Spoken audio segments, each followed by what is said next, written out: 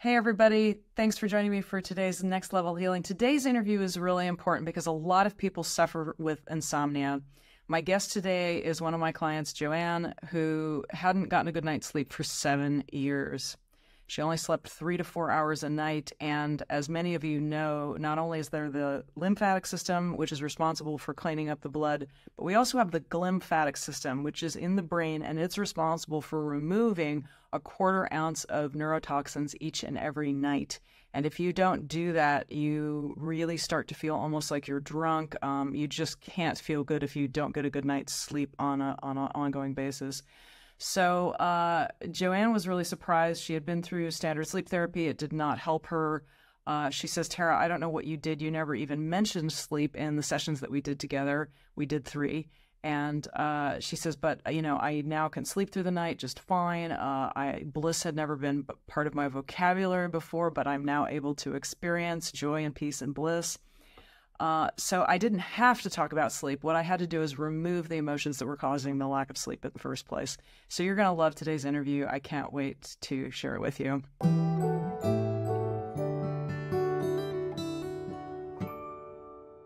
Hello there. I'm here with Johanne. Johanne has a great story. Johanne, what were you struggling with, and what did you try to solve it up to that point? And that was the beginning. So take it from there. So my issue was sleep, and my personal coach recommended you through previous contact with her. So I took a bit the bullet. She said to me that she'd rather me spend what I spent with you than what I was going to be buying in the meantime. So we switched my money. And I have zero regrets. So I have been on a journey, a difficult journey in my personal life it's 2 years ago, but for 11 years prior to that. And part of the issue in that relationship was that I had got sleep disruption. So I basically had been suffering with insomnia for a very long time, surviving on 3 or 4 hours of sleep a night, still not able to nap in the day or rest in the day. So I was really struggling with being tired, but not really being tired, just managing. And I was mindful that I'm starting a job literally on Monday next week, and I wanted to try and sort that out before I have to be working all day. So yeah, I've tried lots of remedies. I've actually paid for a sleep specialist therapist for a 5-week training program. Didn't work. I've had sleeping pills. Didn't work. I've had antidepressants to try and help my sleep. Didn't work. Met Tara, sleeping. It's nice to get to the root of the problem, isn't it? Yeah. And it wasn't the fascinating thing of my journey with you, Tara, is it was nothing to do, the sleep thing is obviously we were working on that, but we never talked about I want to sleep better. It was never the intention of the session. And all 3 of the sessions, I actually bought all my accessories. I got everything that I bought. I've got my stars. I've got my magic wands. I love it. I love everything that we kind of all the images and anchors that came out for you. We replaced, yeah. So where we took reminding you of the truth of who you are and your power and today, and not the 5-year-old self. So no, it was really fascinating, and also so eye-opening of how many I kind of was on a journey of thinking I knew what it was, and it wasn't what I thought. And then you were bringing up all of these, encouraging out all of these stories of things that had happened when I was 9, 10, 11, 12 years old and stuck. They were stuck and damaged. It really was what became my beliefs. And so my confidence, my courage, my sleep, all of the above, and my comfort. I love it. I love it. I'm so proud of you. Nothing thrills me more than seeing somebody take the leap, because it is scary, right? You're going to make a choice to go do something that is weird, and what am I getting myself into, and do I trust this? And so to take that leap of faith and then just jump in and do it, and you did amazingly well. It's so great to see that. And sleep is so critical. I love the book by Matt Walker, Why We Sleep. He gets into all the science behind it, and truly, if we're not sleeping, dangerous. It can be dangerous. So It can be life threatening, you know, yeah. and it had become my new pattern. I don't sleep. I don't need to sleep. Of course I need my sleep, but I was changing what I was saying just to match what was, you know, the reality. But I think for you, you know, what you brought me was that comfort at nighttime. Nighttimes had become, because of my personal situation, had become quite a threatening time for me in the last part of my relationship. So just to kind of explain, I was in a narcissistically abusive relationship. So sleep was, I was anxious, you know, all of my, you know, my triggers, my nervous system was so heightened at night. And I think that just layered on this issue of me not being able to sleep. So what started with just somebody snoring next to me became way more than that. But you comforted me every night. So even though we only had our 3 sessions together, I think the value in what you gave me was that countdown to sleep and that routine every single night. And I have played it, and I still play it, because I know we've had 3 different recordings, but I literally play the last one still every single night to go to sleep. So I fall asleep with you, Tara, without you being present. I love that. It's so comforting, and just knowing that it's like a reframe, a total reframe. Like, I do not even think now I had a sleep problem. I know I did, but in my day to day, I'm not like, oh, you know, because I was anxious about going to sleep, and it's just not even. I don't even talk about it anymore. It doesn't even, you know, my friends used to be like, "Oh, Joe, are you sleeping?" We don't have those conversations anymore. It's so much better.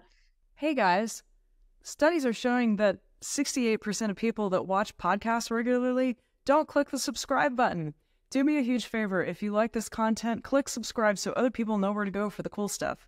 Thank you. How fabulous. Yeah, it's funny also in Western culture, and I know this came up briefly in your session, we often don't give ourselves permission to get the amount of rest that we need. So if we've been sleep deprived, you know, sometimes we need a little extra sleep in that bridge time. So just having the discernment to know what's healthy for us and giving ourselves that space is so important. Yeah, and that was interesting as well, because you helped me improve my sleep for nighttime, but also know that it's okay to nap. So one of our sessions, I don't know if you recall, was kind of focusing on the fact that I had this belief, a story that I'd brought with me, that it was lazy and it's not okay. And I was judging other people, actually. So it was an issue that I could see that I had, but didn't realize it was because I wasn't honoring that for myself. So I enjoyed that particular period where you were like, when you want to have a nap and your body wants to rest, go and do it. And I started where I genuinely thought that I wouldn't be able to do it because I'm not a napper. I'd been telling myself I can't sleep in the day. I've loved it. On the Netflix, chilling. Honestly, I think work's going to be harder. That's the only thing. You bring me all this lovely rest and peace, but now I've got to go and start this proper job again. We can tackle those problems when they come up. It's not just a one size fits one task. It's Googling your subconscious mind and finding out what is right for you, which is. I can imagine there's so much, because the things that you pulled out that were coming in stories, in my beliefs, I wasn't thinking about in my day to day. They weren't things that, oh, I'm sure these are going to come up. I thought it would be me not having a dad. He never came up. Actually, it was my first relationship. So it was really insightful that I was thinking it was something different to actually what it was. And I think the most comforting thing with working with you is you are extremely warm. Those 3 hours, if anyone was anxious about taking that step, those 3 hours, 2.5, 3 hours, however long that session comes, is so, you know, I was like, how does this work virtually? It works incredibly well virtually. And actually, for somebody that, I'm not this person, I'm social. So if you're in the room, I'd be happy with that too. But there are people that may not feel so comfortable and actually are questioning. They think they can't have it because they need to be in person. But I think it was amazing, and it gives you your space and your security, but you've still got somebody there. That's a freedom that I was so deliciously happy and surprised to find, that it really doesn't skip a beat. I mean, if somebody's within, you know, travel distance, I love seeing them in person. But if they're not, that's totally fine. It really doesn't make a difference. So thank you for saying that. I really appreciate it. At what point in the process did you realize, oh, this is different than what I've done before, and this is working for me? At where was that point that occurred? So it's straight away. It's so imminent. It's bizarre. It was like the first month when I had listened. So from when we had our first session, Yeah. um, that very first session, and then you gave me my first nighttime recording, and I'd chosen not to have a daytime one. I wanted the one that you did count me down to sleep. So thank you for adjusting that for me. Between there and the next one, 28 days later, so between the January and the February session, basically that first month of me just listening to that audio every single night, the next time I came to you, I was already so much better. And honestly, now, I can sleep 6 hours as a minimum straight without waking up. And before, I was always I would fall asleep as soon as my head hit the pillow. But after about 2 or 3 hours, I was awake, and then I could be awake for hours in the night. And if lucky, would get back to sleep, but not often. So it's like a complete shift, but it was a really quick change. And how many years had you been struggling with that? Gosh, I would say easily 8. It's been a long time. I'm 50, so a good part of my life, it's been present. It started with snoring and then became just this. It was abusive. I would used to try and go and sleep in another room, and he would come in the other room. So it was something I wasn't allowed to do. And looking back now, I can see that was part of the control that I was under. But it's literally gone. And I've just got back from Athens on Sunday, and normally when I would go away to a different place, I have no chance of sleeping. I didn't think about it. I went to bed, I woke up, and I've had a full night's sleep. So honestly, it is so transformational. And it's the only thing, when you opened up and asked me what I've done, I have literally tried everything, because one of my best friends is a doctor, and she knows how sleep deprivation, how damaging it is. And it's was her biggest concern for me. Now we have nothing to talk about on that subject. So what did that feel like? Just trying this, trying that, 8 years going by, not getting enough sleep, knowing that your health was suffering. What did that frustration feel like?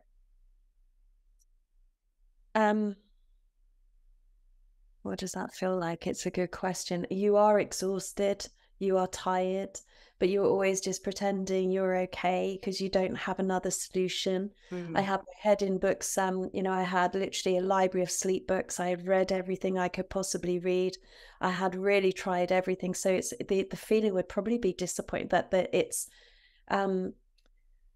I can't think of what. There's no solution. For me, there wasn't a solution, because I felt I'd tried everything, and if it wasn't for my coach mentioning about you, and obviously it came recommended, so I didn't even. Thank you so much. But it wasn't even a question, because we all have money, that we have to watch, and I've had 2 years where I haven't been employed, and it was never a question that came up, and even more so now in hindsight, it would never be something I would have challenged. It for whatever money you charge, to get the feeling that I get now when I wake up, and I'm just ready for I go for a run every morning now, which I'd stopped my running. I just didn't have enough energy. So I was having to kind of work out what I could manage and not manage, but I'm only doing 2 miles a day, so I don't want to get any kind of credit for anything amazing. But I get up and I run and I do my yoga. So it literally is just given me a whole better, healthier lifestyle. But I think it went from just desperation is probably the word I would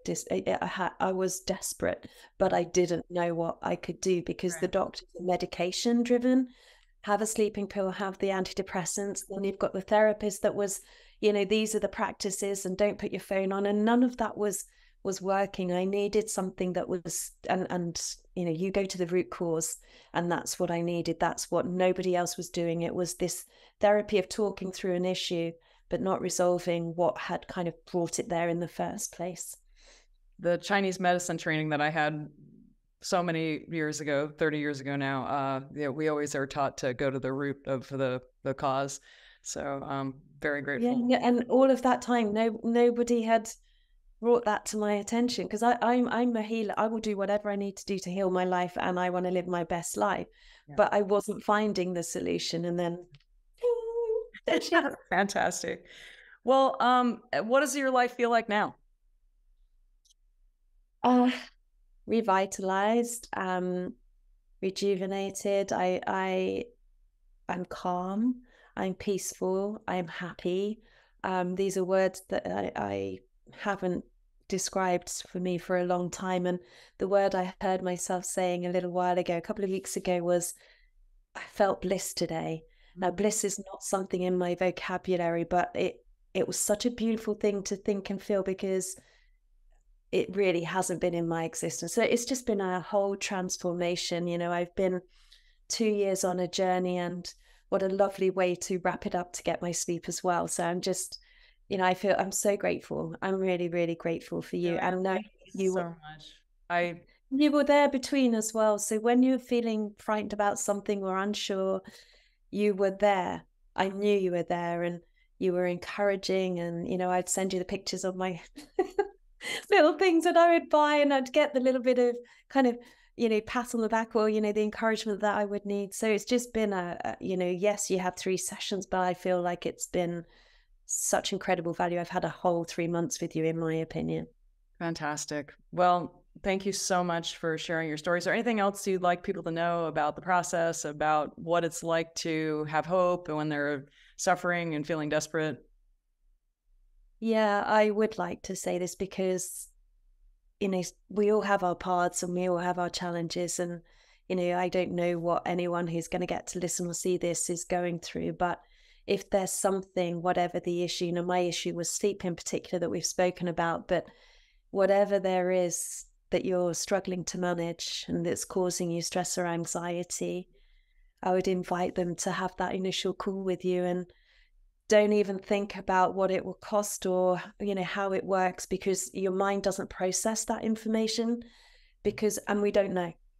I can now know, because I can see, oh my goodness, so I had all these stories about me when I was a child that I was recalling.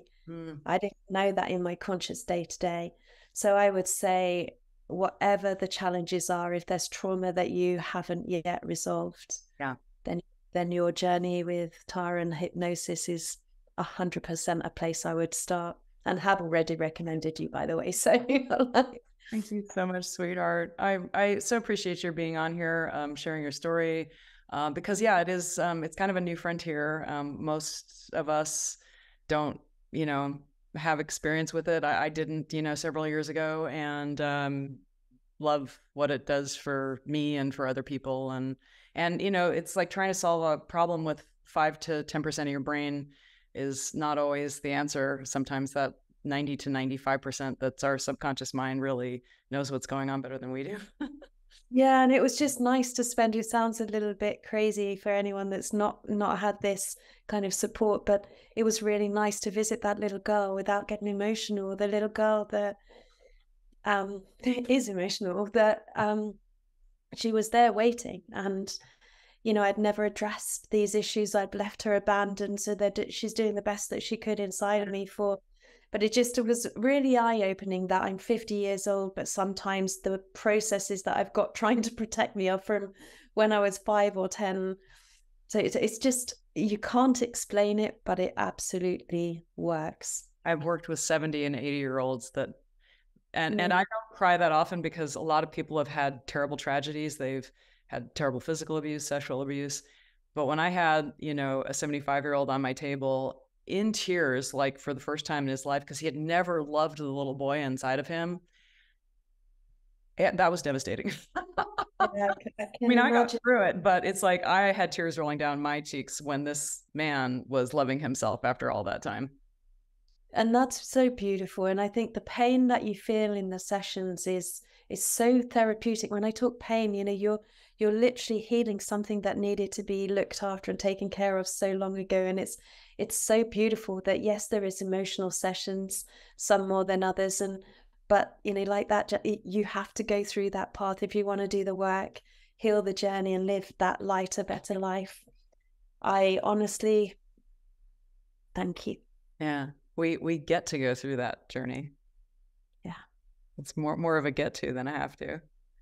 Yeah, and I want to, and our back is a relief. It's painful at first, because it's like looking at the monster underneath the bed, But when you see it's not there, and that what really is Yeah. there is a loving child who wants nothing more than your safety and security and happy. Well, it doesn't care so much about your happiness as much as it cares about your safety and security, Yeah. which And is it's that misunderstanding, isn't it, of what that looks like and what it's trying to do to protect. But it was really, I used to go into your sessions going, okay, so what am I going to say? What do I need to focus on? Because I'm a thinker about everything, and I'm also very organized, and I've got to know what's happening. Not with Tara. We go down, we count down those steps, off we go, and then I'm kind of like, you don't need to think about what's going to come up because it just does. Yeah. And actually, the people that really push to stay in the process and get in the way, it takes them longer. Because I tell people it's like you're driving into a car wash. You put the car in neutral. You don't drive the car through the car wash. It's very true. It's designed to pull you through. Yeah, and that's a lovely way to describe it because it actually did do that. So yeah, I honestly, I don't know what other what your therapy can help everybody with, and that's something that you can share. But for me, on a personal level, I had a serious issue, and my mum actually does put, so I'm working on her. She's like, "Oh, I've always been like it," and I'm like, mm. So I just think, whatever the things are that you can support for people, that hypnosis is something I'd never considered, discovered by chance back in January, and So my so answer to that would be any emotion that is uncomfortable. right. Basically, there's a message behind it. It's like Rumi says, and it's on my website, and I'm not recalling it right this second. But your pain, your suffering, whatever it is, there's a message behind it. And when you can hear that message, you realize. In fact, I own the domain name Brain Aikido. In Aikido, when energy's coming at you, you don't push against it. You take it with you, and then you redirect it. But you can't do that if you can't hear what it's saying to you. And once you can hear that voice, that pain, that suffering that's buried there, then you go, oh, that's what it wants. And then you can shift it. And you've just made me think about something too. What's really beautiful is that helps and supports you also be a bit more empathetic and compassionate to other wounded souls, because we are all walking around with trauma and things going on, every single one of us. But when I now know that those things, how I would respond with, I had fear of abandonment, fear of jealous. I was a jealous person. I was fear of failure, not good enough. I had all of those things. And I still obviously have stuff to work on, I'm not totally pure. But those were something. yeah, exactly. And I'm happy to do that. But those things were major for me. But now I can see that whilst I don't excuse the behavior that I had either from my previous relationship, I know that's a wounded soul there. And that's somebody who they will never do the work. A narcissist doesn't choose to do the work. But actually, when you've got somebody who's innocent, like me, I feel I was, that you meet and you can see them behaving in a strange way, it's a beautiful thing to be able to actually give them that love and redirect their energy as well. So I think it just helps you see people differently too. Yeah. The energy of love and forgiveness is so immense. And it's so basic, but we just keep coming back and learning to drink from that well, because when you've truly forgiven somebody else, it's not a gift you're giving them. You're just giving it to yourself. Yeah, once the ego moves aside, you can kind of... Oh, when you can truly see somebody with compassion, it sets you free. And that's true across the board. You're amazing. You're honestly amazing. And you're very humble. Every time I speak to you, I was like, yeah, it's been great progress. And you don't really take the credit for what you deserve. You are such a compassionate, you're a safe space, which was important for me. Allowing anyone into my home, but even virtually was big for me. And I've had nothing but praise and acceptance and gratitude for you. Oh, thank you for your love. Thank you for your feedback. I appreciate that enormously. My pleasure. Absolute pleasure. And as I see things popping up, I know where to go. I'm here. Reach out. Thank you, Clara. Thank you so much. Thank you, Joanne. Absolutely adore you. You're beautiful. Thank you. See you soon. Bye. Oh, and if you like this video, please click like and subscribe, and we'll see you on the next video. Thank you, lovely. Take care.